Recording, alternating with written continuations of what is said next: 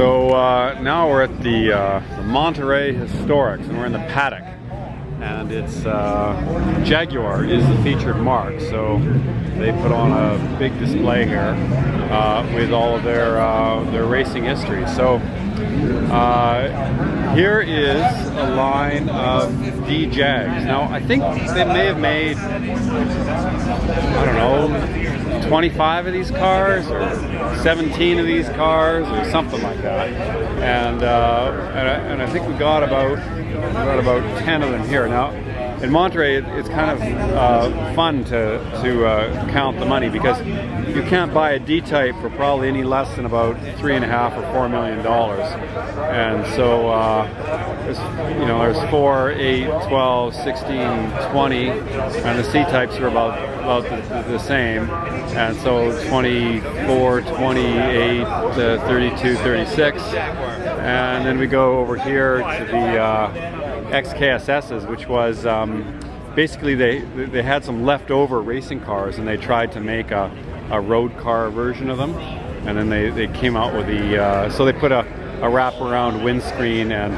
some concessions to comfort, but really not very much at all. It's still a race car, and these are also worth about 4 to 5 million. So then we got 36, 40, 44, 48, 52, 56, 60, 64, 68. So we got some more in there. So well, let's call it $100 million for this little enclosure of Jags, and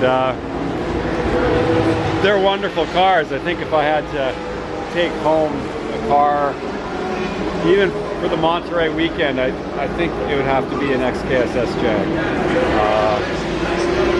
I can't say enough about it. And as always in Monterey, we got Jay Leno, so he makes his appearance and always draws a huge crowd here. And with Jag, the featured mark, it looks like we're going to have an E-type race. These are all competition prepared Jag E-types. Look like to be pretty heavily modded. The beauty of Monterey is that nobody seems to mind if you just go right back in the pits and take videos and take photographs of all the cars. As long as you don't get in the mechanic's way, nobody seems to mind. So you can watch the guys working on the cars. It's pretty cool, and it makes you really want to find a couple $1 million so you can go play with these guys. Well, this looks like a fun car. So it's a Jag Mark II. They came in 3.4 and 3.8 and 3.8S versions of it, and this looks like a really honest. And if it's in Monterey, this has probably always been a race car. 1859, 3.8 liter. They'll allow updates with the harnesses and the seats and so forth.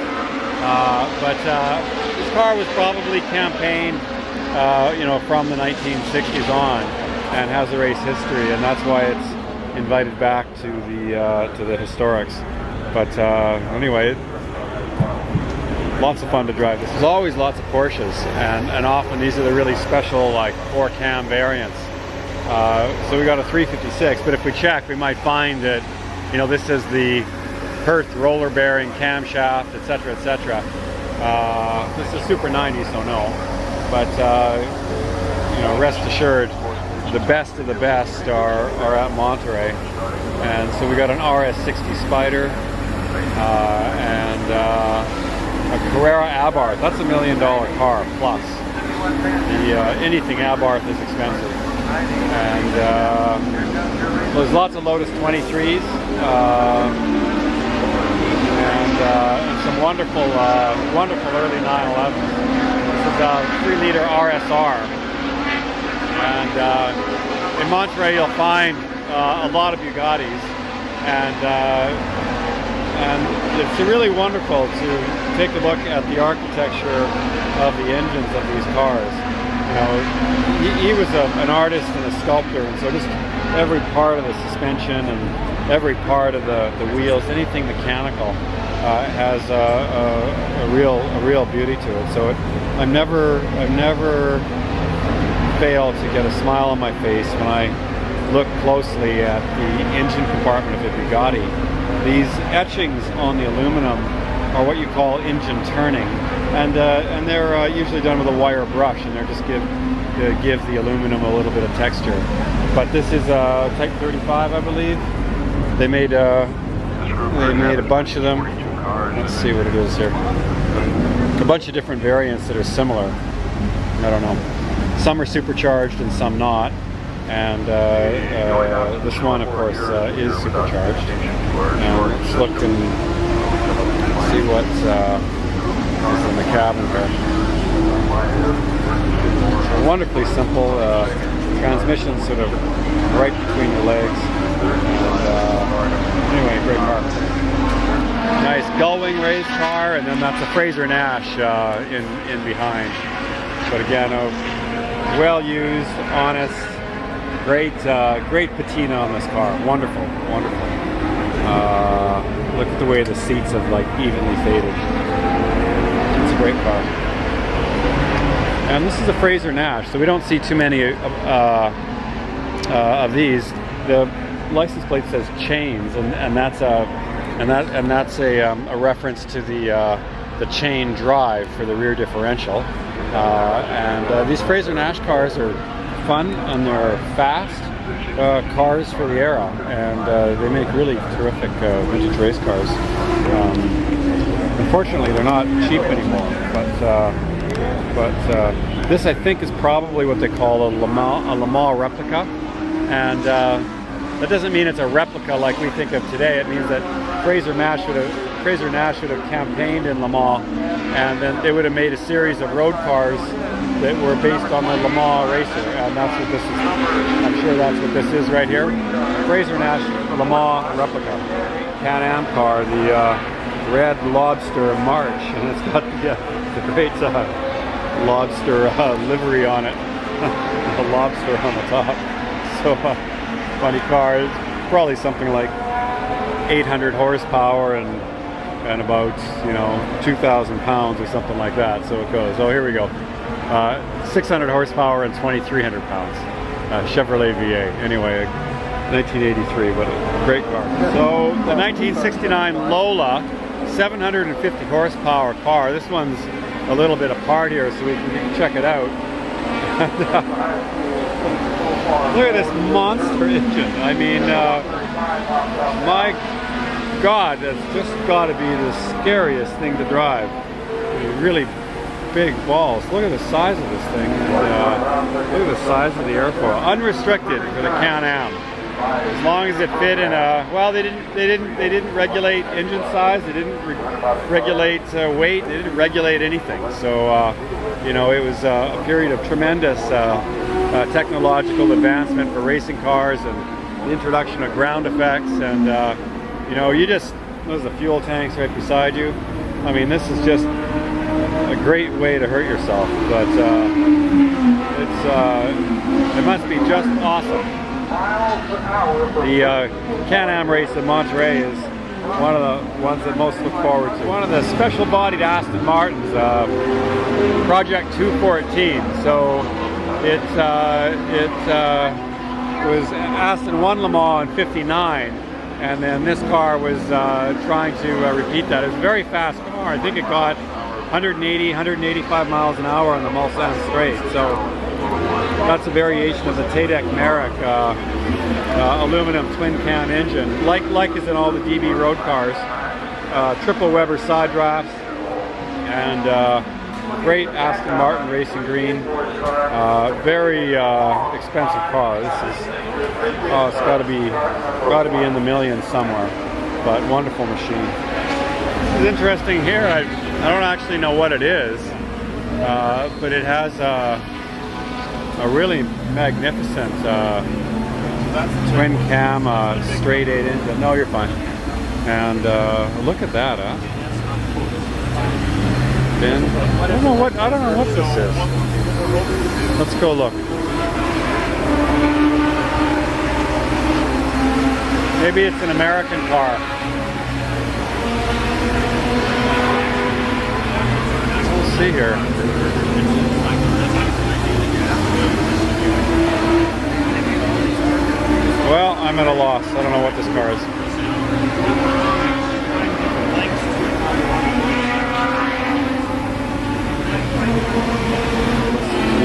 lady here tells me that it is in fact a Miller. So this was the Millers were the inspiration for Bugatti, actually. So this car's 1919, you said? Yeah, and from what I have been taught, the Bugattis actually bought two Miller's cars and they kind of stole some of that design. You can tell the similarity. You're on YouTube, right, by the way? Oh, what's your name? Natasha. Hi, Natasha. Well, thank you for your input on this car, then.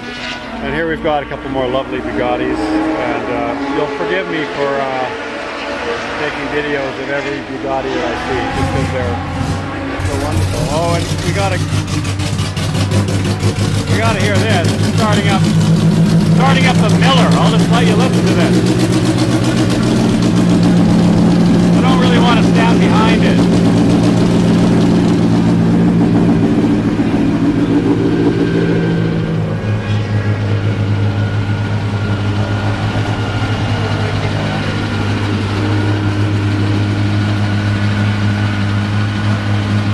Really great car. And here's something else from the, actually the Miller's from the 20s probably. No, 1919. Here's a Bentley, and it would be a Speed 6. And the English have a kind of an unusual sense of humor all the time. So this one's called Thundergut. So this one looks like a new body. There aren't too many around. There's a fabric body and then the alloy hood and so forth. And great big, robust, but fast and reliable cars, but very charismatic. And they made a few different versions, a 4-cylinder, a 6-cylinder, and then also a supercharged car too. So supercharged cars were called the blower Bentleys, but they never really won anything because they were more fragile than the normally aspirated cars. But these are wonderful. Here is something starting up, and a pretty vicious sounding Corvette with a big Canadian flag on it. And side pipes look like they blow over a small house. Great Can-Am cars, McLaren. Look at that injection. This guy's backing up, and that looks like a Formula One. Yeah, I guess that's a Formula One. You can see the Ford DFE in the back, yoke and mast. Take a look at this McLaren.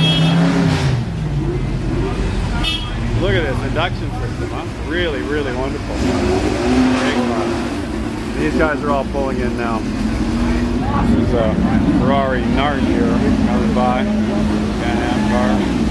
Gotta be careful because some of these are like take your keys out. They don't idle very well.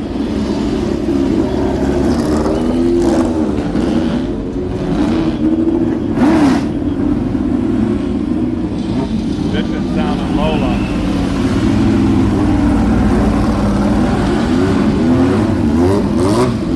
Ferrari 250 short wheelbase. One of the most beautiful Ferraris or cars of any kind, and this is one of the last cars that you could drive to the track and race and then drive it home again. Usually they'd show up, change tires, change the plugs, race the car, and drive it home. This one looks like it was raced by Sterling Moss in period. These are wonderful BMW team cars. They're the Batmobiles, so based on the 3.0 CSI, they're the CSLs. Lightweight, but with the twin cam BMW engine. Although I think this one is a later engine. It doesn't look quite stock, but who knows? Hard to be an expert on like every car here. But here's another one. Let's look what it has. Yeah, so completely different looking engine. So I think this might be a more modern replacement. I'm not sure. And let's go look at another one over here.